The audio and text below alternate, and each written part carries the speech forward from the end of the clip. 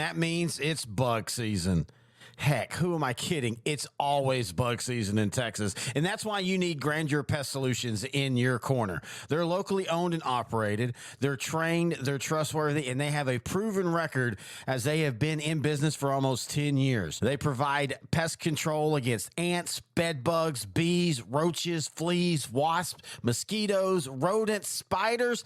If it crawls and you don't like it, they're probably going to take care of it for you. Now, they serve all of the Dallas-Fort Worth area, and they're locally owned. These two guys have been running this business since 2013, and every year they get bigger and bigger. But you know what they still do? They still have great customer service. In fact, if you get a hold of them, they're usually going to have your quote and your job ready to go within 48 hours. That's pretty good. Now, you can call them for a free estimate at 469-809-1769. You can find them online at Grandeur4, that's the number 4, shore.com.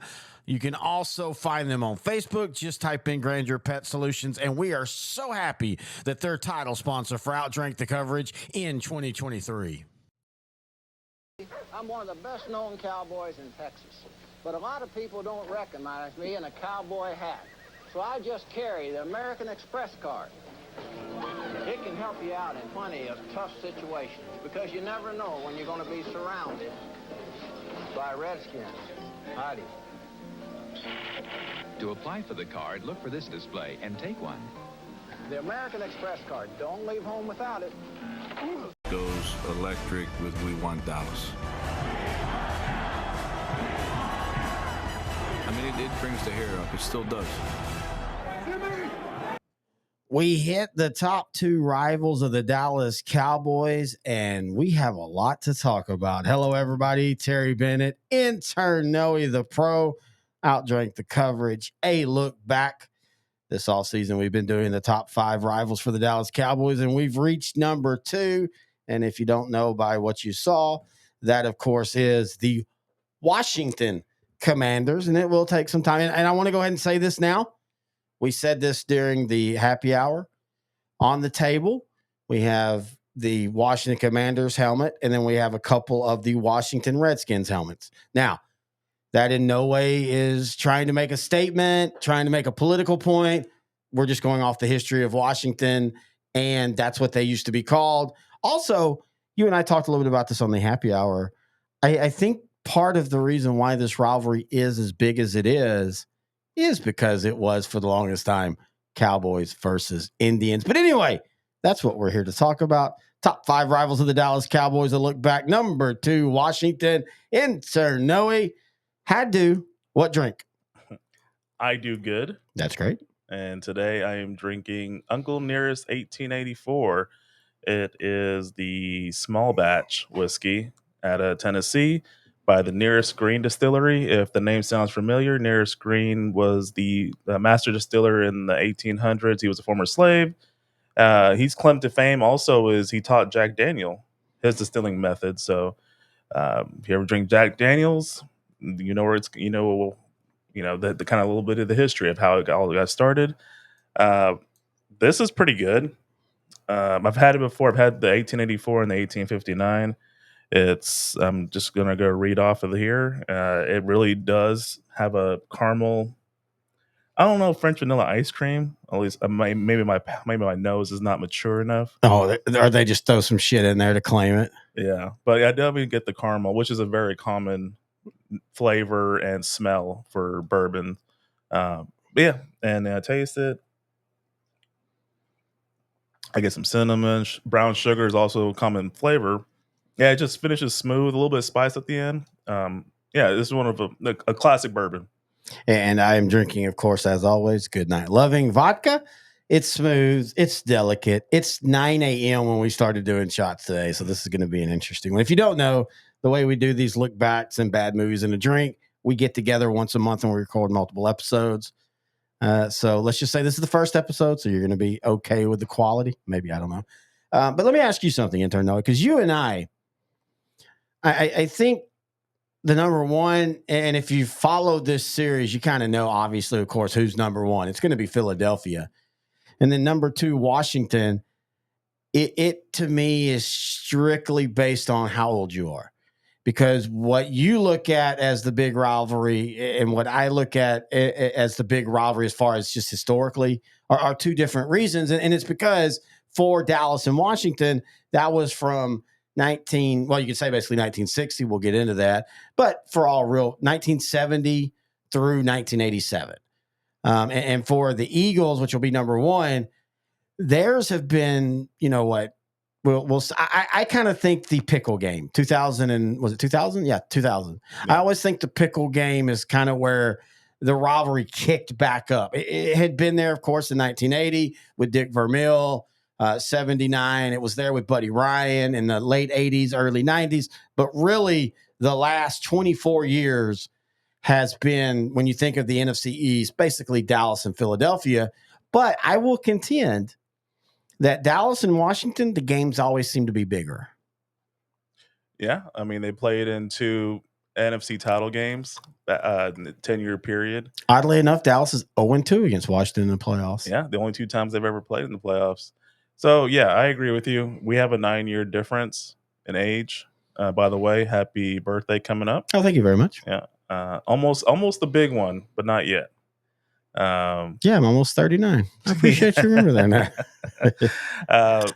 So yeah, for me, when I watched, so I'm the one that came up with this top tier list. Terry consented. Yes. Wait. Anyway, me too. Hashtag me too. So yeah, the reason why I would put Washington too is just because of my experience watching this rivalry between Washington and Dallas, and then Washington and Philadelphia. In my lifetime, Philadelphia was the bigger rival. That's the only team in any sport that I actually do hate. And with Washington, if I was born when Terry was born, it probably would be Washington number one. There's an argument for both. One, the biggest one for me is when you were born, and then 2, the reason why you could have put Washington number one is how this whole rivalry even started in the first place. Yeah, and that's you want to talk about stuff of legends and things like that, and we'll get into it. Now, I will say this. I have a little bit different angle because this rivalry is unique to me as a person, because my dad is a Dallas Cowboy fan. My mom is a Washington fan. Now, she's not as big as she was back in the day. Partly because Dan Snyder's absolutely ruined the Washington franchise and stuff, and their, of course, new owners are trying to rebuild. But that gave me a weird perspective, because while I wanted Dallas to win, that's my mom. I don't want to see my mom unhappy. So it was always a really weird. I don't know. I'm really connected to the Washington Dallas rivalry, like personally, like all the nostalgia, good memories, all that. When it comes to Dallas Cowboys and football, a lot of it begins and ends with Dallas versus Washington. To me, they're like the little brother you play, you fight against. I feel that's how I exactly feel about the Eagles. Yeah. Again, it go back to when you were born, because in the 80s, Washington with Joe Gibbs, it was a great team for most of that decade. And then when I was growing up, I only watched, the Norv Turner years, Joe Gibbs part 2 years. Yeah. They just weren't consistently good. A lot of times they were just bad. And that's kind of the reason why I have them number 2. But I always enjoyed those games. I always got a little tense watching those games because they were just, like, for example, 1995. Cowboys win their last Super Bowl, but they get swept by a 6-10 Washington team. So, like, it was always a chance, no matter what the record was, that Washington could beat Dallas. With Philadelphia, like right now, 2 of the last 3 years, one of those 2 teams has won the NFC East, and it's just, and like you said, since 2000, it's been just pretty competitive between those 2 teams, and they've kind of decided the division most of the years. Yeah, I don't know, like it feels like Washington, especially of course the 80s is what we're really talking about. Washington also had bigger fish to fry. Like Dallas was important, but they understood that like Dallas isn't the end all be all. Mm-hmm. I still feel like with Philadelphia, a lot of times that you look at where they've been over the last 20 years. You think, well, I mean, they've been to 3 Super Bowls. Yeah, but they've only won 1. They've won the division. It's so crazy to think about how dominant the Eagles were for that era for about 7 years. But if you go from 2000 to now, Dallas and Philadelphia are almost exactly 500 against each other. They've almost won the exact same titles and everything. With Washington, it just felt like not only were they were the only rival that I feel like they looked past Dallas at times because they could. Because again, in that stretch, they won 3 out of 4 Super Bowls. Yeah. You know, that's the thing that nobody talks about. When you talk about the 70 Cowboys, they win 2, but they went to 5 total. When you look at the 80s Washington, they went to 4 Super Bowls. For all the talk about, you know, San Francisco being the dynasty and things like that, I mean, Washington won 3 out of 4. And that, to me, that's pretty impressive in of itself. And with different quarterbacks. Yeah, all three championships. They won it with Joe Theismann. They won it with Doug Williams. They won it with Mark Rippon. And these are not like great. Well, Joe Theismann was a pretty solid to great quarterback. I think if Joe Theismann doesn't get hurt in 85 and they make a couple more Super Bowls with him, I think he's a borderline Hall of Fame quarterback. Joe Theismann was a really solid quarterback. But we'll never get the movie Blindside. We'll never get Michael O'Hare. Yeah, so the timing of when you watch this rivalry is a big factor into deciding who's number 1 and number 2 as far as Cowboy rivals goes. But I mean, like to me, sort of off topic, but Buddy Ryan in the mid to late 80s was basically what George Allen was for the 70s for Washington. That's a good comparison. It's a real good comparison, actually. George Allen just hyped up that rivalry between Washington and Dallas. George Allen, he was the head coach, I think 1 or 2 years after Vince Lombardi passed away. Yeah.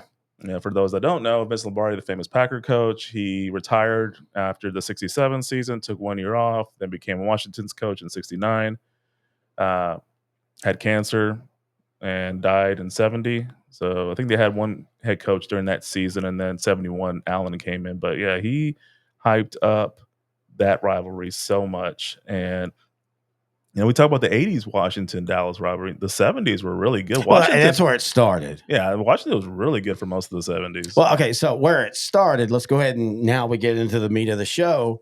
Of course, as we talked about before, Dallas started as a franchise in 1960, but for a few years before that, people were trying to get Dallas into the NFL. Of course, Cowboy owner Clint Murchison Jr., he's the one that really got the ball rolling, and he kind of got lucky. So if you know Washington, you know they're one of the few teams that have a song, Hail to the Redskins. And it's been a song forever. In fact, it was a song that so long ago that the creator of the song got mad at the owner of the Washington Redskins, Preston Marshall, who, by the way, was absolutely one of the biggest racists in the NFL. There was a whole reason why he controlled the South. He didn't want the South having a franchise. He didn't like the certain people of the South, all that kind of fun stuff. Think about that time period. There was really no teams in the South. No, there wasn't. I mean, at all. Miami came in the late 60s. And honestly, when you think of Miami, it's funny because Miami is right in the middle of the South, but you don't really think of Miami as a southern city of the United States in any stretch. It's Latin. It's Cuban. It's different. So when you really look at the true South NFL teams, the Saints didn't come along until 60. The Falcons, were 66. Carolina was 95. So there wasn't. It's kind of crazy to think about as football crazy as the South is. Forever there was, and even Dallas. I don't really consider Dallas a true South. I know they are, but Dallas is just a very international city. So I don't even think of it as the South. But yeah, George Marshall had a big lockdown on the South. If you were a fan of football in the South, you probably were a Washington fan because that's all you could hear. That's all you could see. But apparently, Redskin band leader Barney Breskin, he had written the song "Hail to the Redskins." He wrote the lyrics. Marshall's wife had actually wrote the lyrics. He wrote the music, but he owned the rights to it. And he was having an issue with Marshall. I don't even know what the real issue is. I don't know if he felt that they weren't getting paid enough for it or what. They had a band. So anyway, the point is basically Breskin heard that, Dallas wanted a team. He reached out to Clint Murchison Jr. and said, hey, I got an idea. I will sell you the rights to Hell the Redskins, and that will get you a team. Because really the only thing that was keeping Dallas from a team was George Preston Marshall. Yeah, because back then it had to be a unanimous vote to add a team. I think it almost has to be unanimous vote. That's pretty close. Yeah. And you get, like, with Dallas, people go, why didn't San Antonio have a team? Because of Jerry Jones. Because San Antonio has a huge Cowboy fan base, and he would fight tooth and nail if they tried to put a team in San Antonio. Yeah. In 2005, New Orleans was kind of displaced because of Hurricane Katrina, so they played all their games on the road. There was a point where they would actually play some games in San Antonio, but I think they just played every game on the road that year. And yeah, that was kind of where rumors started coming back up. Oh, maybe they'll just relocate there for a year or two, and maybe that might inspire an expansion team. But yeah, it just never happened. But yeah, like you were saying, this rivalry started because of a song, and it's genius on Murchison's part. I mean, he was able to buy it and basically coerce George Preston Marshall to have a team in Dallas. We call that blackmailing. I'll call it aggressive negotiating. There you go. I like that, aggressive negotiating. But yeah, so I mean, initially it was just going to be Washington moving to Dallas. Yep. So but this, or around this time in 1960, the AFL was created. Yep. And then at the Houston Oilers. Well, yeah, the Dallas Texans. And the Dallas Texans, the prior. And we will have a show, I look back on the Dallas Texans, because it's fascinating. In fact, I had sent you a couple weeks ago. It came out, like 10 years ago. The NFL network did a whole thing on the AFL. And then they basically showed it over a week, and they broke it up into like 4 or 5 episodes. And I sent you some of those because the first 2 episodes are just basically about Dallas, the Texans, and Hunt and the owners and stuff. And give him credit. He realized pretty quick, like, 2 teams won't make it in this town. And we're not getting a foundation. The NFL is with Dallas, so we're just going to move to Kansas City. How things could have changed if that wouldn't have happened. Lamar Hunt and the Hunt family, we all know them as Kansas City Chief royalty. The Kansas City Chiefs used to be the Dallas Texans, and Lamar Hunt, he has his family's staple all over the Metroplex with his oil business, with FC Dallas, everything really. It's Hunt and Joneses, Jerry Jones and Lamar Hunt. It's just all over here. So they still have a footprint in the DFW area. But yeah, because there couldn't be really 2 Dallas teams, especially back in 1960. Yeah. Dallas Texans became the Kansas City Chiefs, and the rest is history. And it's famous that Marshall, once he learned that Murchison had the rights, he basically started dropping F-bombs and everything. And like you said, at one point they even talked about, and a lot of people don't know this, at one point they even talked about Marshall and Washington basically just going to Dallas and kind of setting up a co-ownership. But Murchison was like, yeah, I want my own team. I want to do it the same way. But we talked a little bit about this on our happy hour. By the way, you can hear our happy hour or watch our happy hours every about 2 weeks. We do a live happy hour. Of course, that'll eventually come into just simply OutDrank The Coverage football shows in the regular season. But we talked about this last Monday. Let's be honest. Part of what made all this work was not only the music and not only that the 2 teams were good, but Cowboys versus Indians. I mean, that was a perfect thing when you think of rivalries, and you think, and I do think that was a huge part of what made Dallas versus Washington get so big. Up until about 10, 15 years ago, when kids are growing up, that's kind of, the thing you do. Oh, I still think kids do it to this day. Well, I mean, do kids go outside nowadays? Oh yeah, that's true. They just play it on the Xbox. Yeah, that's what I was trying to say. Like back when, you and I are growing up, before I got into football, it was stuff like that, just because Nickelodeon was a thing at the time, and they would rerun some of the old 50s and 60s shows, and post World War II, Perfect America World, highways are being built, blah, blah, blah. It's a great time. Oh, wait, sorry, what? Segregation. Anyway, there was, just seeing kids play outside. They wanted, there was the group of kids that wanted to be Cowboys, groups would be Indians. It was unfortunately, it was good guys versus bad guys, and I think we know which ones were the good guys in this scenario. Unfortunately, Oh, I mean, I remember getting toys that were like that. Like you had Yeah. I can remember getting Christmas toys. It would be one package, and it would be, like a handgun and a cowboy hat and a sheriff's star, and on the other side it would be an arrow set, and you had the little, the stick stuff that Mhm. and you would shoot at people, and that was all one set. And it was Cowboys versus Indians.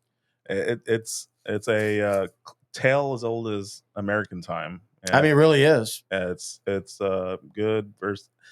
I hate saying evil and associating that with, But that's how it was portrayed. that is that I mean that is part of history. That is how it was portrayed, and it's it's just part of history. Like, it's not how we feel about it, but it's just how it was portrayed. So that bleeds into the NFL, where now there's a franchise in Texas, and they go by the Dallas Cowboys playing the Washington Redskins. Cowboys versus Indians on the field, and it just became it just became an instant rivalry. Really, I mean, they were division rivals, Mm-hmm. and went from there.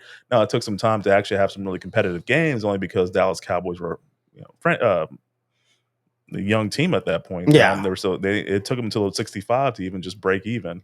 So And, I think maybe that's another reason. I was trying to make that point earlier, and I kind of got lost in it.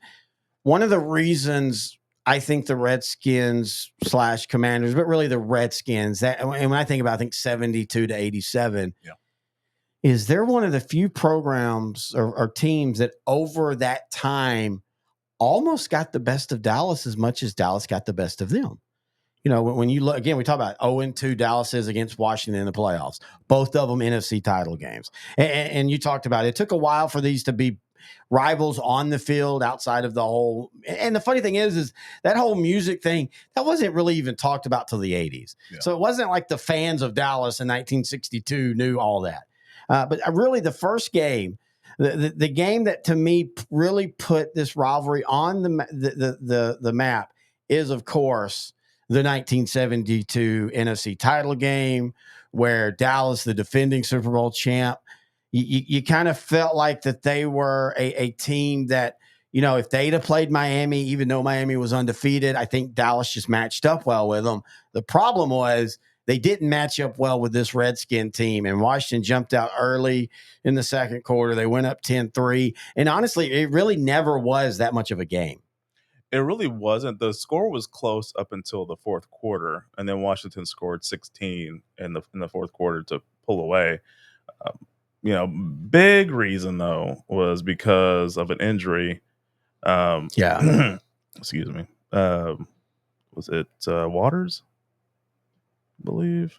What, that was secondary? Charlie Waters. He broke his arm returning a punt. Yeah, he kind of did double duty, which a lot of players did multiple roles back then.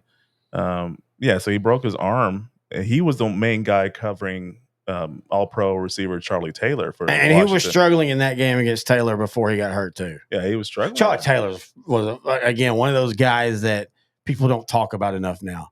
I mean, he maybe wasn't as dynamic as Bob Hayes, but I would actually say he was probably a better overall receiver than Bob Hayes. Yeah, I would definitely agree with that one. They had their own triplet. They had Kilmer / Jurgensen, really Kilmer at this point, and the 72 MVP, the running back Larry Brown, and then All-Pro receiver Charlie Taylor. It was a very lethal trio, and that kind of what got. And George Allen, the head coach, he was very known for getting veteran players, kind of like John Gruden did for most of his Raider and Buccaneer tenure as head coach, and more of a present reference. Do you realize? I just realized this. So this is how weird the NFL was back then. Larry Brown was an MVP this year. Yep. 14 games, but he only started 12 only. He started 12 of the 14. 1,200 yards, 8 touchdowns, 473 yards receiving, 4 touchdowns. So 12 total touchdowns. Those are great stats. But Hall of Fame? MVP? But that was different back then, man. If you ran for 1,000 yards in 14 games, especially with him missing 2 games, that was where football was at that time. And it's funny because he only had 2,000-yard seasons. And both of those years, he was All-Pro. He had 1,000 yards in 70, he had 1,000 yards in 72. He almost had 1,000 yards in 71. Then after that, he kind of started going down. He had 800 yards, 400 yards. And then Washington started to diversify their offense. But it's just weird how when you look at football then, a guy a lot of people don't even know was your offensive player of the year and your MVP. And there's a lot of things to consider, too. The game in 72 was a lot different than the game is today. Usually, it still does go to the best player on the best team. And that 72 Washington won the division. They were one of the best teams in football. It was a 14-game season, and you just read off all the stats for Larry Brown. To me, that's very impressive. Just given his 14-game seasons, he had almost 1,600 yards of total offense, 12 touchdowns. This was also Franco Harris's rookie year. Yep. So there was a transition period. I always like to talk about transition periods in sports. NFL, early 70s was one. Late 70s was a big one because the Steelers were getting old. Cowboys were kind of riding on their great drafts in the mid 70s. Yep. Late 90s, early 2000s was another transition period for the NFL. 72 was a transition year. A lot of the Cowboy players, a lot of the like Bob Lilly, he only had 2 or 3 more years left. A lot of those guys left after the 74 season. So it was a different time that one year. And then Miami, that was the 72 perfect season. They went 17-0. 3 Super Bowls in a row. People forget about that part of that. Yeah. Miami went to 71, lost the Cowboys. 72, they beat Washington. Spoiler alert. 73, Minnesota. 74, they should have made it if it wasn't for a miracle pass by Ken Stabler. But let's also remember who both Washington and Minnesota beat in those NFC title games, that I still feel that Dallas was just a really good, like they matched up well with Dolphins. Like what the Dolphins did at that time really well, Dallas did better, like run defense and things like that. Yeah, run the ball. Yeah, I remember the 73 Super Bowl against Minnesota. I think Bob Greasy, Miami Dolphins quarterback, he threw it 7 times in total. Yeah. That was just, they had 3 running backs that could get you 1,000 yards. Kick, Zonka, Mercury Morris. It's just impressive. That was just an impressive run for them. Well, and going back to this 72 championship game, and this is why I think we get a little too hung up on a playoff quarterback. Roger Staubach was absolutely terrible in this game. He was 9 of 20 for 98 yards, sacked 3 times. But because he went to 4 Super Bowls, technically 5, but went to 4 as a starter and won 2 of them, people just have, he was always great in the playoffs. No, even great quarterbacks have bad playoff games. And this was a terrible playoff game. This was just a bad game plan and game in general for Dallas. And I think this is where George Allen, the motivator, was so good. He made Washington hate Dallas. Dallas didn't think of Washington. I mean, it was a rivalry, but, everybody's a rivalry at this point. But, man, Washington players, you listen to, like, Dyron Talbot will talk about, former University of Texas defensive tackle. I tried to find video of them talking about the wreath. We'll talk about that, though. That's a very famous thing later on in the 70s. But, yeah, that's what George Allen did well, man. He was able to get 30-year-olds and for 1 or 2 years turn them back into 25-year-olds and would motivate. And I kind of compare him to Bill Parcells. Bill Parcells was famous about bringing his crew of players with him from stop, Richie Anderson, players like that, from stop to stop. And they would, Richie Anderson had a great career with the Jets and things like that. But, Richie Anderson's best career year, stat-wise, was with Dallas.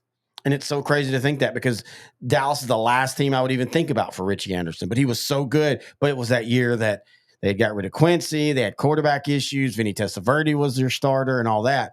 But yeah, I think George Allen was like that. He just knew how to tap into a group of men and get them to play for him. See, here I am referencing John Gruden, and you actually gave a better example in Bill Parcells. Thank you. Because, yes, what Parcells did well, which is what George Allen did so well, was take a player and make them realize their full potential. Yep. So, yeah, good. Speaking of player and full potential, we'll now go to the Dallas Cowboys' first big win. Actually, can we? Oh, what? Sorry. No. Also, time period. The week before, Dallas had that big emotional win against the 49ers in the divisional round. That's a really good point. Again, that's what we were talking about when we were doing the San Francisco show. It's so crazy when you think about these classic playoff moments, these classic playoff games, or in other sports, classic playoff series. Well, I'll compare now. Dallas Stars, Golden Knights, round one. Oh my God, that was one of the best playoff series in the last 20 years. Goes 7 games. You have overtime games. You have crazy games. And neither one of them are in the Stanley Cup Finals. So at the end of the day, 15 years from now, nobody's going to remember that series. Yep. We remember it because we're in the moment. That's kind of the same way with that. But that's a classic Cowboy moment. We remember it because we're Cowboy fans, but most people won't even remember it because at the end of the day, they didn't get to the Super Bowl. Yeah, and that was a game where Morton got hurt. Yep. And Staubach came in with the comeback. I almost feel like if Morton started this game against Washington, it might have been a different outcome. But we'll never know. That's a good question. I don't know. I just think this was a really good Washington team. This is a Washington team that I feel like kind of, I don't want to say choked in the Super Bowl because, again, Miami was undefeated.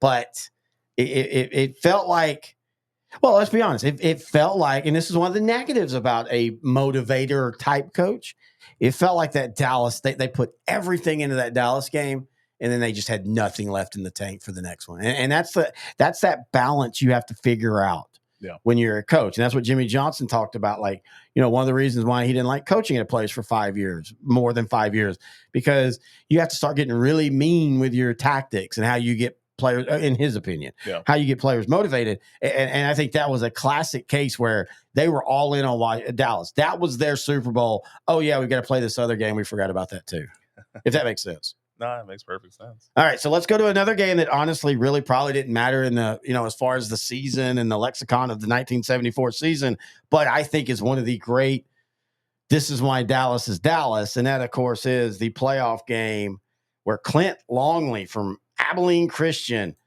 comes in after the Cowboys had struggled all game, and more importantly, Roger Staubach had got hurt, and he basically, I legitimately feel that this is the game.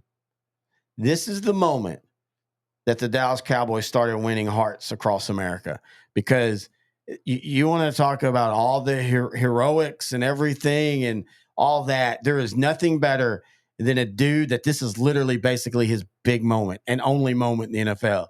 He's known best after this for sucker punching Roger Staubach a couple of years later. But Clint Longley came in and just absolutely just, again, all the things legends are talked about. Man, just looking at this 1974 Thanksgiving. It's a very fondly remembered, it's kind of like with the San Francisco game. It was a divisional round win for the Cowboys.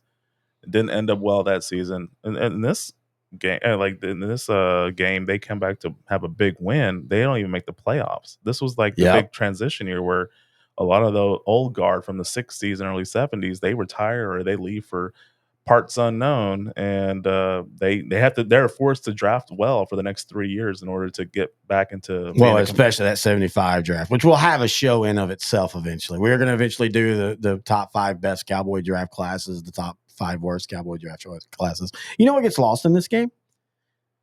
Dwayne Thomas. Dwayne Thomas was a Redskin at this time, and he had a big game. He scored 2 touchdowns. In fact, his score with a 9-yard pass from Billy Kilmer made it 16-3 Washington. And people think like, Washington was up 23-3. No, they weren't. They were up 16-3. Dallas actually took the lead 17-16, and then Washington answered back. Nobody remembers that part. Washington answered back in the fourth quarter on a 19-yard Dwayne Thomas run to make it 23-17. And then, of course, you have the famous Clint Longley to Drew Pearson 50-yard touchdown pass, which, by the way, I know you were about to say, go ahead. Well, you know where I'm going? The Minnesota. Yeah. You and I didn't even know this until we were doing the 70s Rivals show, where we, of course, talked about the famous Hail Mary to Drew Pearson from Roger Staubach. And apparently Drew Pearson basically said, and apparently, and I've said that twice now, apparently it's the third time, everybody knew that Staubach and Longley were not like on this. They didn't like each other. Longley was, and Longley's admitted it. He was a little punk, all that. But apparently Pearson said it kind of to rile Staubach, like, hey, throw that route that Clint can, if you can throw it. If you can get it that far down the field. And the crazy thing is that was a 50-yard touchdown pass from Longley, and I think the Hail Mary was 51 yards, if I remember correctly. So I just like that Drew Pearson was kind of egging on Staubach by saying, hey, if you can throw it as good as that rookie can, maybe we can get a touchdown out of that. But like you said, an iconic game, but honestly, on the landscape of the NFL, really didn't have an impact. Yeah, I mean, it really didn't. Cowboys ended up not making the playoffs. They had, I think, an 8-6 record that season. Washington, I believe, ended up making the playoffs, but they lost to the Rams. So yeah, it really was kind of meaningless in that sense. But great game. So the thing that makes this a top 5 Cowboy win, it was a great comeback. It was on Thanksgiving, so a lot of eyes were on it. Yeah. It was around the time football was really starting to pick up Yeah, ground. exactly. Kind of surpassing baseball as the number 1 sport in America. And, games like this only reemphasize the fact that football was king at this time. Well, and again, this is one of the first national Thanksgiving games. This is the game that people, they're sitting down to eat their turkey. Whoops, I didn't mean to do that.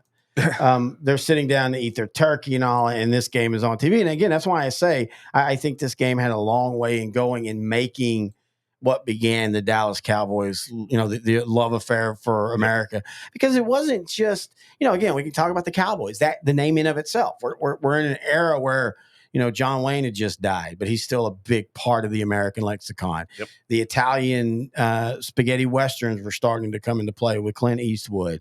Gunsmoke, all that kind of stuff.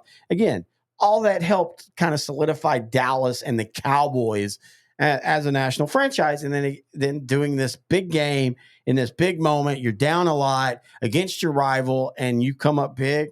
I mean, it's kind of one of those that I could have seen an era where if the roles were flipped and Washington won that game, Washington might have become the team that the national embrace of instead of the Dallas Cowboys. I mean, it's the capital of America. Yeah, that's a good point. You just don't know what could have been. And honestly, go back into what you said about Gunsmoke. But did you know for the longest time that was one of the longest running TV shows? Oh yeah, ever. Oh yeah, big Gunsmoke guy here. That was a thing that when I was a kid that was showing up, late at night on one of the channels. It was Gunsmoke and Quincy. Yeah, you don't even know Quincy. Quincy was Jack Klugman, and there's a lot of people my age, Jack Klugman. Yeah, he played a what do you call it? Works for the city, the morgue, one of those, and he would determine deaths. And of course, in this show, he was always ended up in murder cases and stuff. Yeah, that was them and Gunsmoke, man. Gunsmoke was a show that back in the day, all the big stars started out on Gunsmoke. They'd have a guest appearance, a Clint Eastwood. People like that would have a guest appearance on Gunsmoke. And again, Cowboys, Indians, all that played a part into it. All right. Now I'm going to go to the game that hurts me the most. Hurts me the most because of what it meant in the league, but that Santana Moss game bothers me in a lot of other ways. But let's talk about the 1982 NFC title game between the Dallas Cowboys. Actually, you know what? I want to go back to before I pull that one up. I wasn't sure if you were going in chronological order or you're going just back and forth. I'm kind of going back and forth in chronological order, but I do want to bring this up. We had it at the beginning. This right here is what when we talk about why Dallas and Washington is so big and what Dallas meant to the NFL right here. And then the place just goes electric with "We Want Dallas." I mean, it brings the hair up. It still does. I mean, that right there, that's crazy. We talk about the Eagles and their fan base, and there was a time when Washington did it better, but also classier. And that's always been my one knock on the Philadelphia. Like, I get it. Y'all think that that's a passionate thing, but like laughing when a player gets hurt, things like that. And it's not just because he's a Cowboy. I feel that way, no matter what. But anyway, so that's the idea of what was going into the 1982 championship game. And, it was all Washington all the time as they knock out Danny White early. And once that happens, Dallas has no chance. And let's be fair, this was a great Washington team. Oh yeah, this was the '82 season. This was the strike shortened season. Washington was 8-1. Their only loss was actually to the Dallas Cowboys. And this was a run where Dallas had made their third straight NFC title appearance. They lost the prior two. They made Dallas wear blue. So you know where my hate comes from. That's so Philadelphia also made Dallas wear blue in the '80 title game. But yeah, this was they got a 30-plus-year-old running back in John Riggins, and he had never played better in his life. He had some good years with the Jets in the '70s. Oh yeah, he was a first team All-Pro twice with the Jets. Yeah, he was a lot of people just think about him as a Washington Redskin player, but I mean, he was really good. The problem was the Jets were not good in the '70s. Namath left; they were getting old. They were kind of directionless in the '70s. I mean, your dad might have better outlook on the Jets or opinion on it, but they just didn't. They seem kind of blasé. Them and the Giants. New York football in the '70s was not the best. But yeah, so Joe Gibbs, this is his second year. First year was '81. They started, I think, 0-5, and then kind of rode it, and they had some momentum. They carried it to 8-8 record. Strike comes in '82. They had a good start, and then they come back from the strike. Tom Landry does a commercial, apparently. Yeah, that's what I played at the beginning. Yeah. And they come back, and then they're humming. Dallas beats them, but that's their only loss. This is the only year that the MVP award went to a kicker. Yep, Mark Mosley, considered one of the worst MVP awards ever. But he was clutch because if you look at Washington's record and like all the games they won, a lot of them were pretty close, and they kind of did need him. All things considered, this was a team that was really learning how to win. This was a completely different team from the George Allen and Jack Pardee 70 Redskins. And Joe Gibbs installed a whole different offense. It was a whole different thing. And a lot of the great players on this team were very young. Can I ask you something? Sure. Does John Riggins, does he deserve to be in the Hall of Fame? Yes, absolutely. Really? Not for what he did with the Jets. Hang on. So what he did with the Redskins from 1981 to 1985, he had two over 1,000-yard years. He only was an All-Pro one time as a Redskin. That is criminal. He was never a Pro Bowler. Well, he was once with the Jets, but yeah, with the Redskins, he wasn't. You're right. I think it was a second-team All-Pro, wasn't it? I think he said Pro Bowler. Oh, okay. No. What are you talking about? All-Pro team? Well, yeah. He was All-Pro in '82. Was he his second team? No, first team. All-Pro first team. He was the Super Bowl MVP. Look, he has, like, technically back then, not really now, but technically back then, 10,000 yards was like the mythical thing. But I'm just saying, when you look at his career from 1971 to 1985, 14 years, 15 seasons, he had 5,000-yard seasons. Now, I know that we're in an era where 14 games for a lot of that, but man, I don't know. I guess I can honestly say I don't know if I've ever really sat and looked at John Riggins' stats. Look at his touchdowns. Touchdowns on the year 66. Okay, that's fine. Think about his years with the Redskins. 13-3. He had the 24 and 83, 14 and 8. Again, solid, but none of those are. I don't know. I've never really looked at this. I think there's a case that the legend of John Riggins, you got to realize John Riggins was one of the outspoken guys of the NFL. He's famous for when he was a Jet, he basically mouthed off to Ronald Reagan and Nancy Reagan. He fell asleep under the table during this fancy dinner.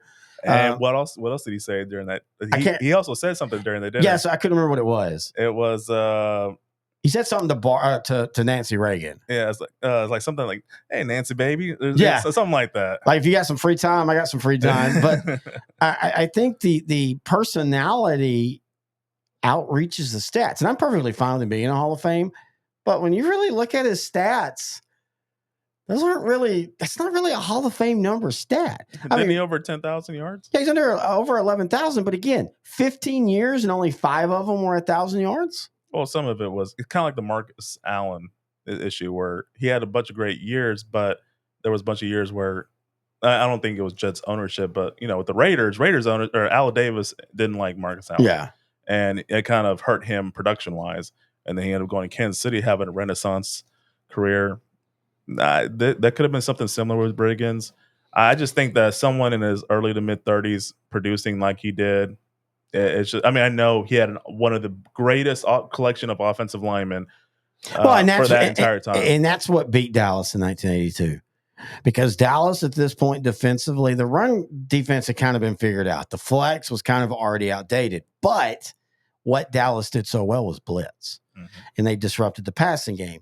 The problem is when you played a real, and this is why if you go look at those, from 1980 to 85, 86, Dallas lost so many games against the good teams. Not because Dallas was bad, but what do good teams have? Offensive linemen. And so Dallas wasn't able to get to, and as great as Riggins was in this game, he ran for 140 yards. What won this game outside of the Washington defense knocking out Danny White was Dallas could not get any pressure on Theismann. Like he lived in that backfield. He was not touched hardly at all. That was such a good team, man. It kudos to Gibbs, kudos to Theismann, kudos to the Hogs. That was their nickname. It was the Washington offensive line nickname for the 80s up until 91, 92.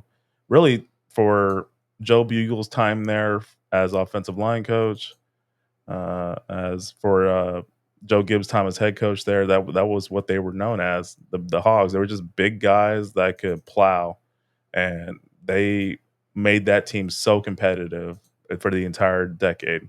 Oh, yeah. Again, all the talk about San Francisco and such, Washington deserves to at least be in the in the team of the decade conversation. Three out of four. Yeah. And just, again, with three different quarterbacks. And maybe that kind of hurts them as well. All right, let's now go to, I think, one of my most enjoyable moments. I kind of remember this as a kid. Again, this is one of those things, and it's funny. They talk about it in this video we're showing. We're not doing the sound.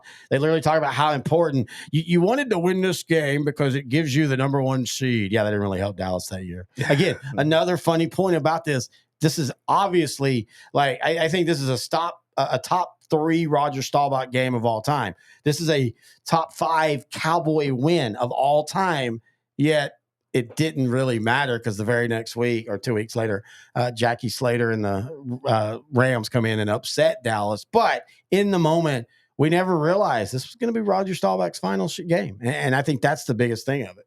You mean Jackie Slater and one-legged Jack Youngblood? Oh, yeah, Jack Youngblood. I meant, Jack Slater. I don't even think, was he on the team? I meant Youngblood. But yeah. Surprisingly, I remember Jackie Slater. Slater's one of those that played for like 20 years almost. And I think he moved to St. Louis for that final year. I think so. Jackie Slater was a right tackle for the Rams. I think this might have been his rookie year, 79. I don't know what we're talking about the Rams, but he actually ended up playing until the 95 season, Hall of Famer. His son, Matthew Slater, was a special teams ace for the Patriots during their run, and he won a few Super Bowls. He just retired this past offseason. So anyway, 79. This kind of reminds me to a much lesser extent of the 02 season, my favorite year to talk about.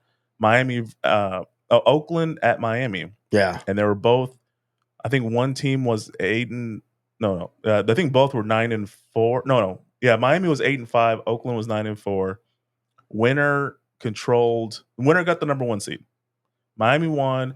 They were the number one seed with 2 weeks to go, and then they lost the last 2 games and were eliminated from the playoffs. I always think that's still the wildest. Yeah. So in this game, which is much bigger, the winner won the division and got the number one seed. Yeah.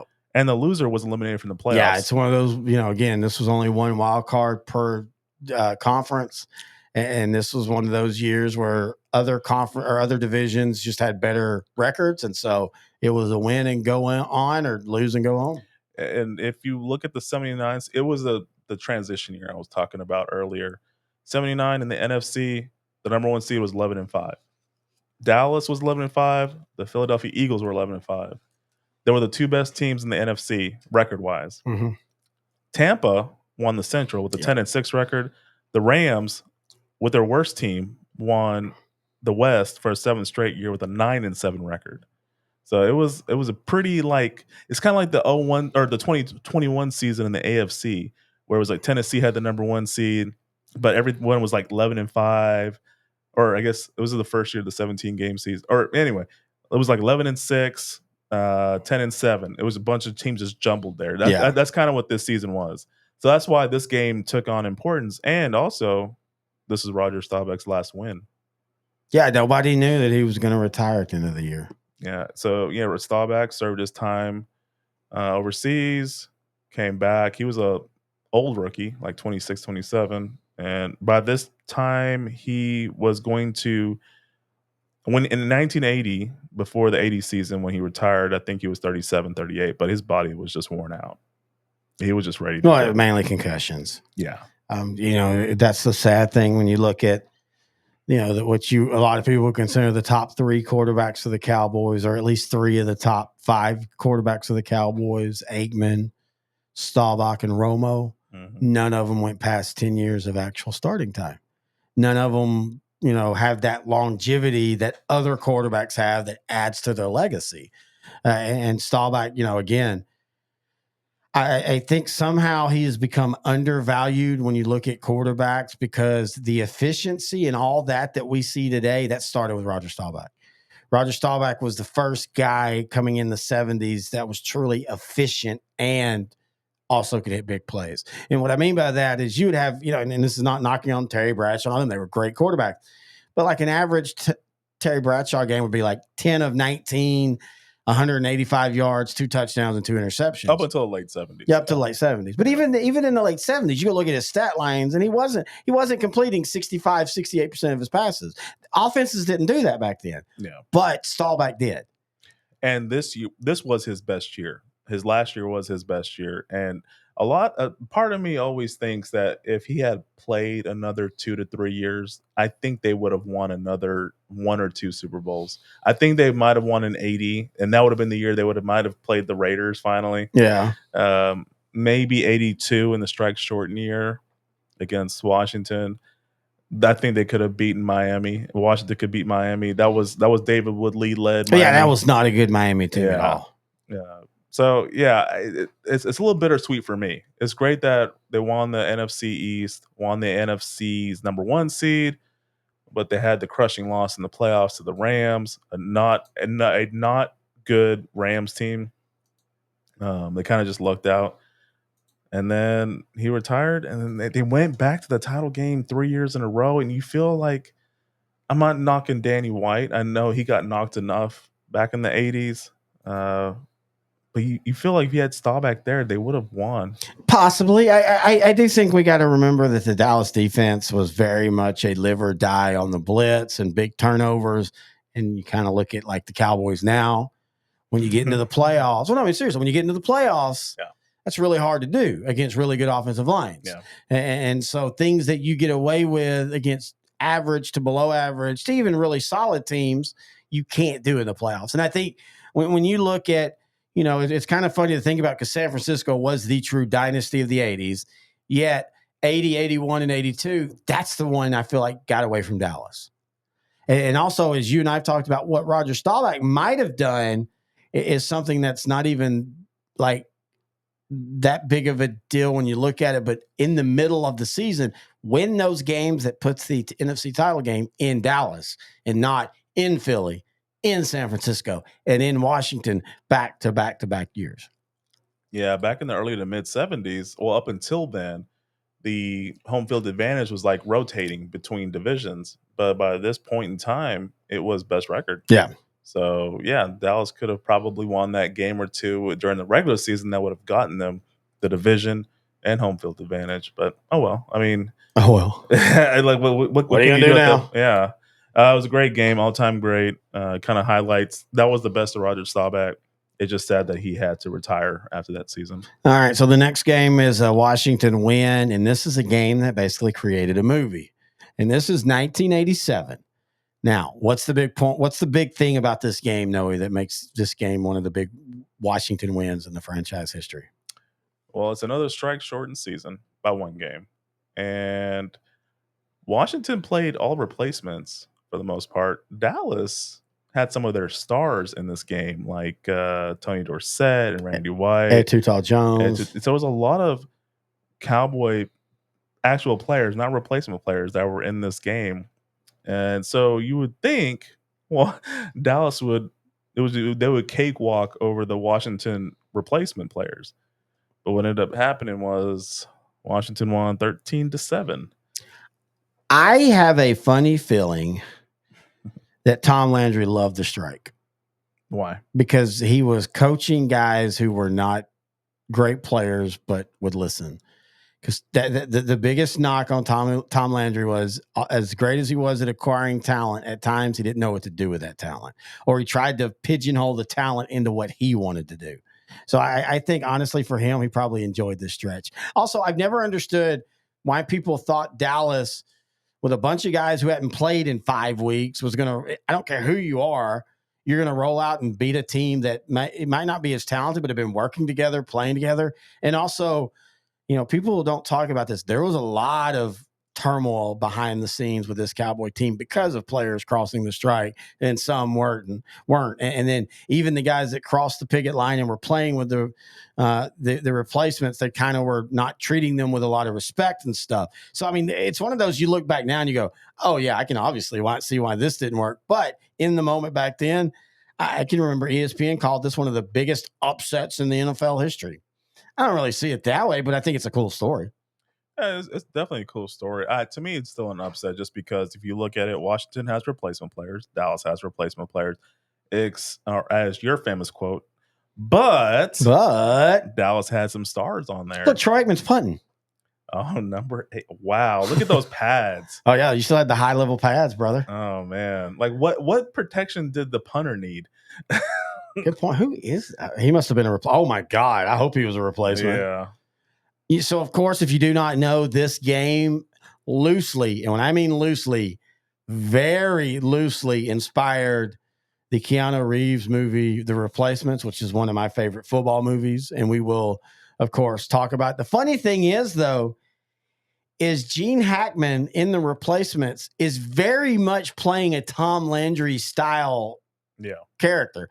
Not only is he wearing the fedora, but he's basically this legend that the owners have to talk back into coming to coach because it'll be with replacement players. So I always thought that part was kind of funny because it's obvious he's Tom Landry in that.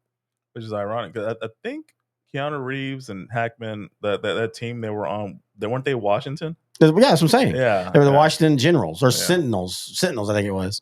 And again, it's very loosely based. But now there are a couple things. I did not know this. So if you remember, and by the way, this is one of those story times. So there's a character in The Replacements that comes from jail. Mm-hmm. By the way, that actor is now really in jail for murder. Oh, wow. Yeah, crazy. But that's a true story. The quarterback for Washington, Tony Robinson, was in jail. Wow. And somehow Washington was able to talk them into letting him out for jail to play for football. And he did. Now, he wasn't in jail. I think he was in jail for like criminal possession. It wasn't anything big. But yeah, and it's funny because, the story is, you think about, well, he led them to a win. Yeah, he was 11 of 18 with 2 interceptions. He kind of kept Dallas in the game. This was an ugly game. I remember so much turning this game off because it was terrible. I hated the replacement players, and it was just ugly. It was not fun. And well, it showed in attendance. Attendance was dropping. Yeah. Ratings were dropping over 20%.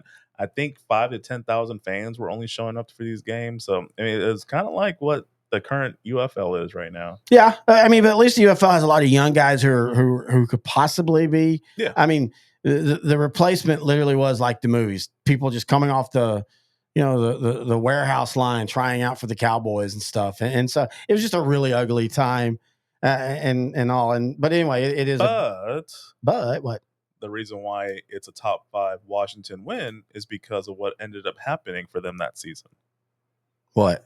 They won a Super Bowl. You think that mattered in this? I think this just is a big game because seeding, for ranking. Yeah, I think that was important. I mean, 87 was just an odd year just because of the strike, but Giants had just won the Super Bowl the year prior for the first time. The strike kind of hurt them record wise. I think they ended up being 6-9 that season. the Bengals and the AFC. Just a little off topic, they were 4-11, and then that strike was kind of a blessing for them because they kind of had a bond between Sam Weish and Boomer Esiason that led to his MVP season and then their AFC championship the following year, and a revolutionary offense at the time. So yeah, and also in honor of also Uncle Nearest, first black master stealer. We had the first black MVP or black quarterback that won on a Super Bowl, and Doug Williams. He wasn't really the starter for most of the year, really. Not really that, maybe 2 or 3 games, but postseason he became the starter full time, and they ended up riding that into the Super Bowl. That could have ended up being a very underrated Minnesota team that didn't really do well in the regular season. Yeah, Could have been in the Super Bowl, and they could have definitely done some. They would have been very scary. Yeah, no, that's a good against point. the Broncos. That's a real good point. But yeah, Washington ended up winning their second Super Bowl. They were 11-4. They just blew through the Broncos. At the time, well, now Denver jumped out 10-0, which at the time should was have the been biggest 14-0. Yeah, it was the biggest deficit in the Super Bowl history to overcome, and they scored 35 points, 35 points in the second quarter to blow the game out. Timmy Smith, an unknown guy, had over 200 yards rushing. It was a Super Bowl record at the time. Basically, isn't it still a Super Bowl record? Oh, I'm not sure. I don't think anybody's hit 200 yards since then. Probably not, especially in this era. But Timmy Smith famously tried out for the '92 Cowboys and couldn't make it. The cocaine and the fat had gotten too big. All right, I want to talk about one of my favorite games as a kid. 1983 season. I was saying, like, going back, no, you really weren't watching every week at this point still, right? I mean, I was getting to the point. Again, being a kid, there would be weeks that, you're out playing and stuff. But I know you talk about 84 and 85. 85. Sure. Well, that's where that's the ones I remember. I remember the game. But no, I definitely remember this one because it was Monday night. Look how young Chris Berman is. Yeah, I'm about to fast forward. I don't want to talk to him. All right. So anyway, again, 1982 NFC title game had happened, and NFL being brilliant and smart immediately puts this game on Monday night to start the next season. Washington makes Dallas wear the blues and all that. Washington jumps out 23-3. It's halftime. It looks like, hey, at this point, maybe Dallas has lost it. Maybe Washington's just a better team. Dallas goes on to score 28 straight points, and they end up beating Washington. And honestly, as a kid, this is legitimately my favorite Cowboy memory as a kid. Again, my mom was a big Washington fan, but just beating them in Washington, how they did, all that kind of fun stuff. It was, this is that type of game when you look at what made you a football fan or a Cowboy fan. This is one of those games for me. I think at this point, Dallas was still, this is probably the last year I would say Dallas was a great team in the 80s. I agree. 85 was kind of smoke and mirrors, but yeah, I would say 83, especially how the season, because of course they're division rivals, so they played a second time later that season, and that ended up way different than this game. Yeah, but yeah, man, this is a great way to start a season. A great momentum booster for Dallas to kind of overcome. There wasn't much free agency or players moving back this point in time. It wouldn't be until 10, 15 years later where it was more prominent. Yeah. So, yeah, a lot of those players remember they had that sting from the 82 NFC title game. And then jumping out, the resiliency of Dallas to, have the memory of the loss, already down at, and the half at, by 20 points, and then just have this big comeback. That shows a lot of mental toughness and fortitude, I would say. A lot of people forget this was the game where Darryl Green kind of showed off his wheels. Ran down Tony Dorsett, yeah. Yeah. No one really ran down Tony Dorsett at this point in time. Exactly. Yeah, and I don't know if you have that replay on here, but yeah. I think it is. I don't know where it's at, though. Okay. But yeah, anyway, Tony Dorsett, I think they were in the Cowboys end of the field, gets a handoff, and is gone. You think he's scoring a touchdown, and here comes old number 28. Reminiscent of what Larry Allen does about 11 years later on a Sunday Night Football game, may he rest in peace, against the New Orleans Saints when Darian Connor intercepted Aikman. Yeah, they don't have it. But yeah, again, we talk about it's so funny. So Danny White had almost the exact same completions and attempts that Roger Staubach did in that 72 title game where we talk about Staubach struggled. They both were 9 of 20. Here's the difference. Out of Danny White's 9 completions, 3 of them were touchdowns. That is a big difference to me. Dorsett, 14 carries, 151 yards. Tony Hill, 3 catches, 133 yards and 2 touchdowns. Doug Cosby had a touchdown. And again, I think, honestly, this might be the absolute apex of this rivalry. This right here was when, and this is why, and I told you when we did the list, I feel like Washington still should be number 1 because I don't know if there was ever a time in the last 20 years where Dallas and Philadelphia is the best rivalry in the NFL. It's one of. Yeah. But between 81 to 19, you can even say 92 in total. Yeah. This might have been the best rivalry in all of football and maybe a top 5 in all of sports. I mean, there was a time when Cowboys versus Redskins was like Celtics versus Lakers, Red Sox versus Yankees. Even if you weren't a fan of either team, you picked a side. You picked a side in this game because this game had grabbed the national zeitgeist in football and in sports rivalries. That's the one thing I feel like the Eagles Cowboys have kind of never quite got into, being where, it's a top 3 rivalry in all the sports. Yeah. I mean, I guess I could see your point there. To me, from your perspective, I can see your point. To me, it's still must watch Eagles Cowboys. But there's never, they play in the playoffs a couple times. And there really hasn't really been that. I get it. And also, honestly, no, I get it.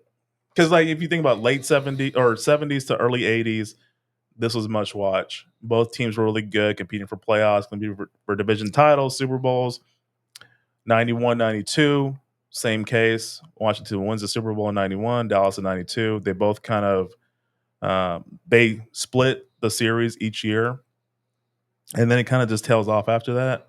And that's where Philadelphia and Dallas start picking up. Just off the top of my head, I remember the 09 playoffs with Dallas and Philadelphia. I'm not saying that the Eagle Cowboys isn't a big one. I just don't think it's ever. And part of it might just be because of where, these teams, the weird thing about Eagles and Dallas is they haven't really played in the playoffs to go to the Super Bowl, or you never felt like, the winner of this last regular season game, they're a Super Bowl winning team. That's what the Redskins and the Cowboys had in the 70s and 80s. Their games just ended up usually having a bigger impact on the NFL scene than maybe the Cowboys and Eagles do. And you brought it up. I mean, the Cowboys and Washington, they're littered with upsets. From 2000 to now, usually the team that's better wins the game. That's why those two teams have split so many times over the last 20 years. It just feels like, Dallas is going to win in Dallas, Philadelphia's going to win in Philadelphia, and let's move on. With Washington and Dallas, you actually just really didn't know who was going to win every game. Yeah, I remember, especially the Mark Brunell years with Washington when he was the quarterback. You really get into that. Well, you really didn't know what was going to happen. It was always a crapshoot because he'd be throwing her over the middle, big completion. You think Dallas is going to win the game, but then they pull it out of their, what? This is the game right here where if I'm... I wasn't even going to bring that up yet. I was actually going to bring up... but you brought Mark Brunell. So. All right, go ahead. Well, let's just go ahead and get into it. So this, if there's a more...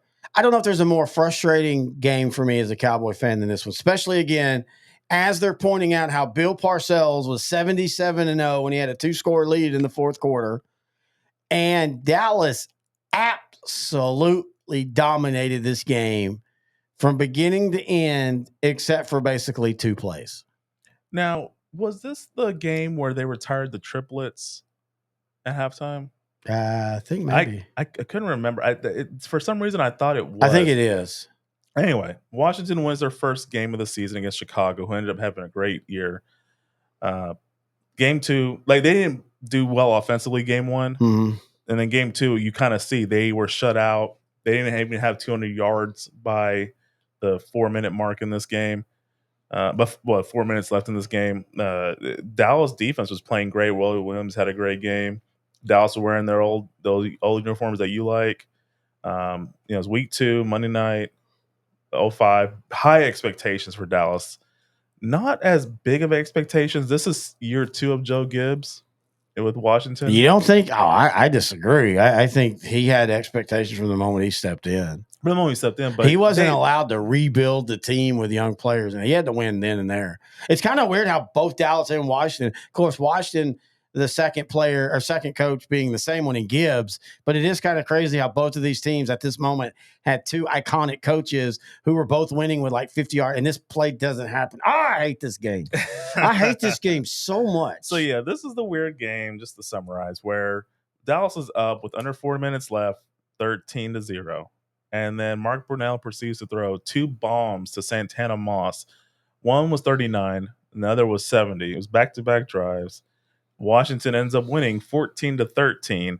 It's just weird that Dallas's defense just shut down with 4 minutes to go. They were pitching a shutout the entire game. They played well. Oh man, it's still. I always love all when that should have been an interception. I always love when left-handers throw it. I do. It looks so beautiful. Pretty. Yeah, I mean, it's Santana Moss, a speedster that was originally signed with the Jets.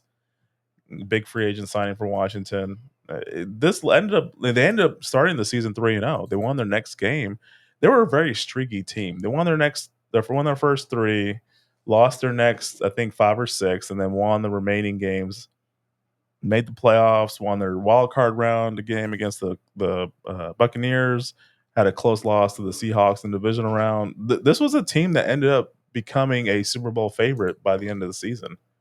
We just didn't realize it in week 2 because their offense still looked putrid. Yeah, Dallas still should have beat them. All right, here's one of my favorite games, and I think this is the game that introduced the Dallas Cowboys as the next dynasty of the 90s, and that, of course, is 1992 Monday Night Football. Now, I will point out, people forget in 1991 Monday Night Football is really where Dallas actually started showing how good they were. But as Emmitt Smith and them admitted, they ran out of gas. Yeah. They got way too high, way too early. And then the veteran of the Washington team weathered the storm. And we'll talk about that game in one of the biggest plays because of Emmitt Smith. But yeah, when we get to that 91 game, we'll talk about that because I have something to mention on that. I always will remember this part right here. And now this is the beginning. And I'm going to play the sound on this one because I want you to hear. This is one of those just – everything sometimes in broadcasting works out perfect. So here's basically the first play for Washington, 1992 Monday Night Football. Ripping with the crowd, cascading boos, and he pays the price as he gets sacked by Vincent Smith at the 8-yard line. The Cowboys did not have one linebacker sack all of last season, and they start this season with a linebacker sack. Now, what also is talked about right before then, and I couldn't get it edited in, was they literally were talking. Dan Dudorf was like, this Dallas team is dangerous, but they've got to figure out defense. Defense. If they don't figure out defense, they're going to have a lot of high-scoring games and all that.